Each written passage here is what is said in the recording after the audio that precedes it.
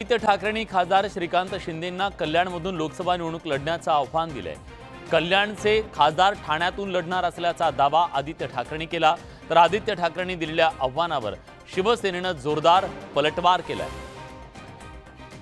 ठाकरे गटाचे आमदार आदित्य ठाकरे गुरुवारी श्रीकांत शिंदेंचा मतदारसंघ असलेल्या कल्याणच्या दौऱ्यावर होते।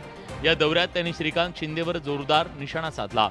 कल्याणचे खासदार डॉक्टर श्रीकांत शिंदे ठाण्यातून निवडणूक लढवणार असल्याचं वक्तव्य आदित्य ठाकरेंनी केलं। ठाणे जिल्ह्यात भाजपवर अन्याय होत असल्याचा आरोप करत आता भाजप काय करणार असा सवाल उपस्थित केला जातोय। काल परवाकडेच ऐकलेलं आहे की जे खासदार आहेत ते स्वतः सीट बदलण्याची चर्चा आहे, त्यांना ठाण्यात पळून जायचं आहे। इथून लढवतं ते कोणी समोर असलं तर एवढी महाशक्ती तुमच्या मागे आहे, तर कशाला एवढं विचार करता? माझं त्यांना आव्हान आहे, त्याच कल्याणमध्ये हिम्मत असेल तर या ना, उभं राहा ना। तुमचं डिपॉझिट जर नाही गुल झालं ना। लोकसभा निवडणुकीचा बिगुल कधी वाजू शकतो, त्यामुळे सत्ताधारी आणि विरोधकांनी निवडणुकीची रणनीती तयार केली आहे। राजकीय प्रतिस्पर्ध्यांना आव्हान देणं हाही या रणनीतीचा एक भाग असल्याचं आदित्य ठाकरेंच्या वक्तव्यावरून लक्षात येत आहे। वंचित बहुजन आघाडीकडून मवियाला जाहीरनाम्याचा मसुदा सादर करण्यात